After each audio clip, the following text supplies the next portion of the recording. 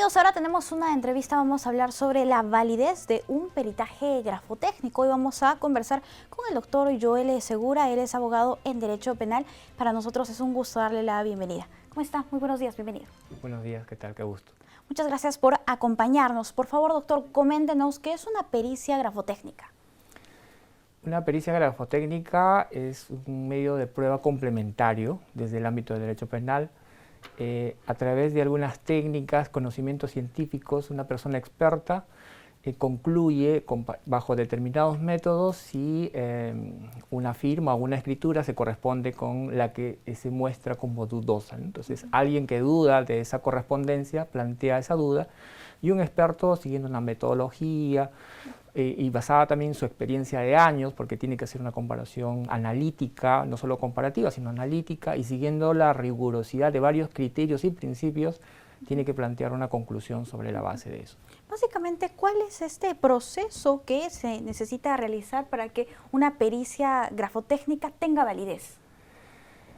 Es una disciplina de la criminalística que ayuda mucho y en el transcurso de los años han creado un conjunto de principios para dar fiabilidad, para darle, digamos, garantías de que ese análisis tenga una conclusión válida y que ayude finalmente a quien decide tener o concluir si esa comparación es válida o no, lo pueda utilizar, ¿no? Es un apoyo, como se dice, es complemento. Ahora, ¿qué criterios se maneja ahí? En principio que sean un análisis sobre una fuente original.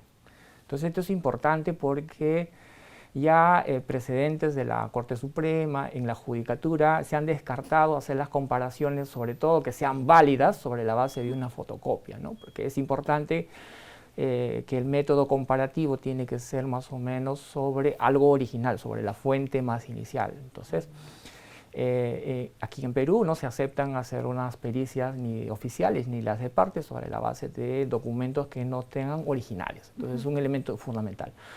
Otro elemento que te piden normalmente es la suficiente cantidad de elementos para comparar, ¿no? Eso es digamos, son requisitos como obligatorios. Y otros requisitos también que dan fiabilidad a todo este análisis tiene que ver con el carácter coetáneo de las comparaciones. Yo no puedo comparar una firma ahora que tengo 40 y tantos años con la que tenía 18 años. Entonces la evolución en el tiempo, esto va a, digamos, puede plantear algún elemento de variación y esa comparación no va a ser razonablemente posible porque uno cambia en el tiempo la firma. Otro está las condiciones de equicircunstanciales, es decir, no es la firma, digamos, la comparación fiable va a estar basada fundamentalmente cuando las circunstancias en las que se realiza son más o menos parecidas. Entonces, es razonable que cambien las grafías si es que se hacen en circunstancias distintas. Entonces, yo no puedo decir una firma hecha en el avión y una hecha en mi oficina, van a decir, oye, no es tu firma. Obviamente que no va a ser la firma porque las circunstancias van a cambiar, ¿no? Otra cosa que ayuda también aquí está la fiabilidad, ¿no? La fiabilidad tiene que ver y también, digamos, un elemento que coadyuva como característica fundamental está en los elementos que utilizas, ¿no? Otra cosa que se evalúa en una pericia está vinculada con la metodología y la técnica, porque el perito para apoyarse en una conclusión tiene que decir cuál es porque son métodos también como técnicas que pueden tener grados de fiabilidad o falibilidad. Entonces, quien toma esa decisión tiene que saber, por lo menos ahora, digamos en la dogmática se plantea, el perito tiene que decir grado de falibilidad, qué tanto está fallando este análisis, porque sobre la base de eso vamos a tomar una decisión. El otro elemento tiene que ser su experiencia, ¿no? Porque normalmente uno pone perito y, digamos, creamos una suerte de prueba persuasiva, es lo que podemos llamar, o sea, decimos, lo ha hecho un perito y vale, ¿no? Yo creo que no es así, eso es, digamos, tener un enfoque persuasivo porque es un perito y vale, no es así, sino vale porque... La experiencia del perito. Vale porque por su experiencia en años, por su preparación, por su rigurosidad, por el método que explica, por el grado de falibilidad o no, o de acierto que tiene en su análisis, por las fuentes a las que ha recurrido. Es un proceso complejo, ¿no? Es complementario y complejo. Y cuando se duda de alguien, lo que uno recurre fundamentalmente es a ver la primera prueba que te acreditaría o no, si es o no quien ha firmado. Por ejemplo, si dicen alguien firmó o no, pues tengo que ver si esa persona dice si es su firma o no. No puedo construir y llegar a una afirmación sobre la base de la comparación de las firmas porque es complementario, como te digo. O sea, no puedes recurrir a lo complementario cuando hay algo más importante o más directo. Sí, bien, doctor, vamos por partes. ¿Se puede efectuar una pericia grafotécnica en base a una fotocopia o a una fotografía? Muchas personas te pueden decir que sí, pero ¿qué tan válido? La pregunta sería, ¿qué tan válido puede ser ese tipo de conclusión en base a esto? Yo creo que poco fiable, ¿no? Poco riguroso y no apoyaría mucho, porque fundamentalmente hemos dicho que una pericia se construye sobre la fuente original, es decir, necesitas un documento original para hacer las comparaciones, ¿no? Y además también las técnicas te dicen que tienes que tener suficientes elementos de comparación, porque hay algunas técnicas que dicen 10 es una comparación media, 20 ya es más o menos razonable y 80 son suficientes. La cantidad de comparación influye en el análisis y en la conclusión que uno pueda sacar, ¿no? Bien, doctor, y ahora vamos a ser un poco más específicos. La consulta va a saber si una muestra para el análisis grafotécnico, como la firma digitalizada del RENIEC, puede ser una muestra fiable, válida. Desde, digamos, un criterio general puede, pero ahora vamos a ver cómo se hace, ¿no? Por ejemplo, yo tengo una firma digital y me la han hecho en un, digamos, en un instrumento que es un lapicero electrónico y esa firma mía con la hecha en el papel nunca van a ser iguales, o sea, ¿no? Entonces, sobre esa base yo podría decir, si uno de los requisitos para hacer la comparación de firmas es la equicircunstancialidad, es decir, la firma que comparo tienen que ser más o menos similares. Entonces, cuando alguien concluye de que esa firma es o no similar, tiene que haber o tiene que decir que esas circunstancias de las muestras que están comparando son similares. Entonces, si no te dice eso, comparar una firma con la que está en un papel y la que se ha hecho, por ejemplo, como firma electrónica en el DNI, digamos, poco serio, ¿no? Poco serio porque ahí hay un principio que te da alguna pauta para tener rigor en tu conclusión. Entonces, son elementos que ayudan un poco a analizar la razonabilidad de las conclusiones, ¿no? Qué tan fiables pueden ser o no. Opiniones pueden haber, claro, o sea, pueden decirte que sí se hace, claro que sí se hace. La pregunta ¿es rigurosa? Claro. Siendo rigurosa yo lo tengo que tener en cuenta, si es rigurosa bajo esa condición, si no, pues lamentablemente lo tendré que tener como una opinión, como la opinión mía o como la de cualquiera, simplemente cae en esa opinión. Claro. Ahora, si hablamos del tiempo, de la cantidad de años que tiene validez una muestra, una firma para un peritaje, más o menos, ¿cuál sería el tiempo prudente? Razonable sería, ¿no? Porque aquí otro principio, el coetáneo, ¿no? Si yo quiero comparar, tienen que ser firmas más o menos en el tiempo no tan distante a la comparación. Si es una firma del día anterior, bueno, sería, digamos, lo idóneo, ¿no?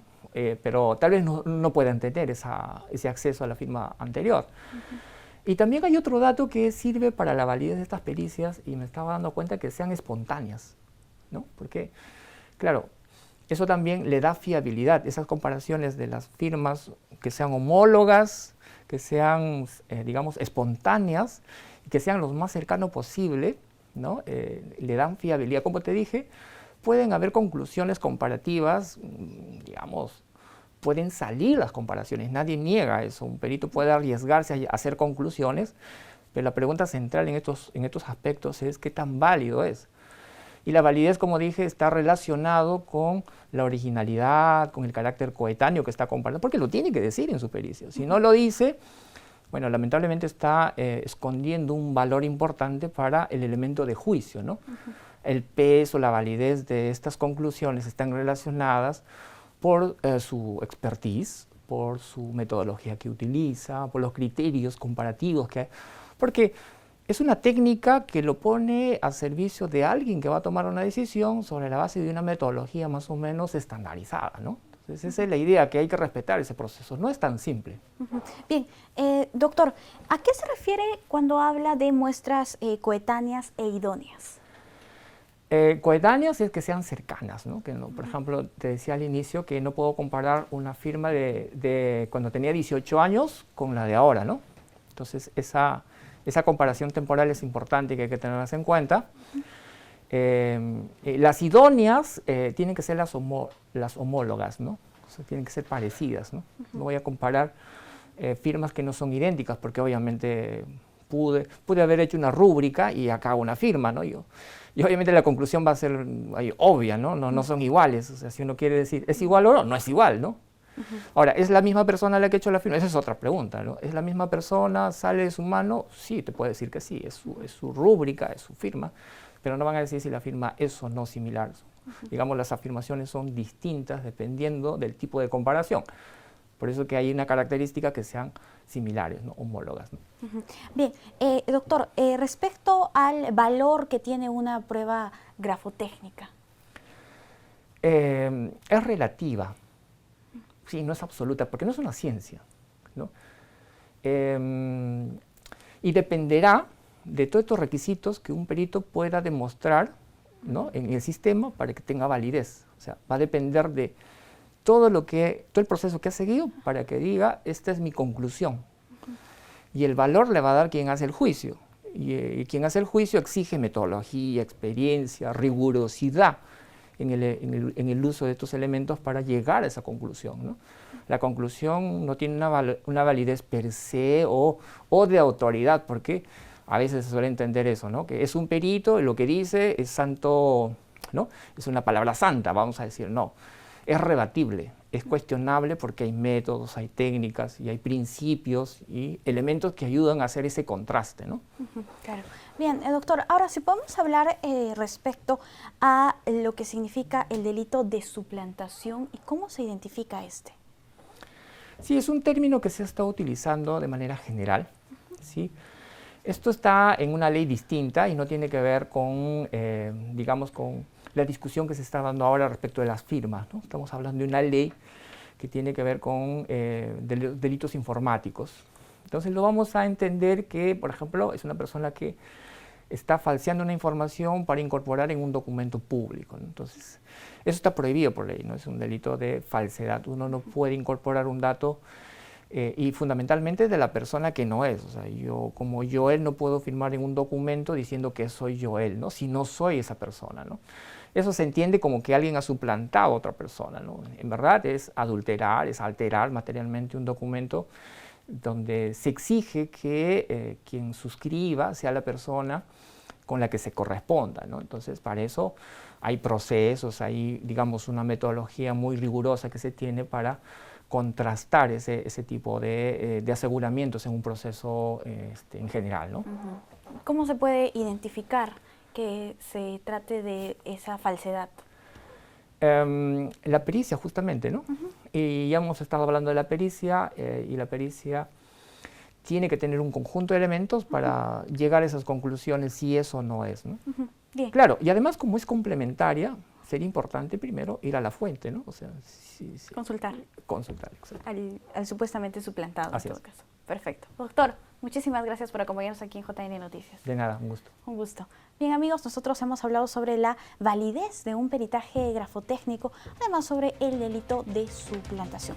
Vamos a hacer una pausa. Volvemos.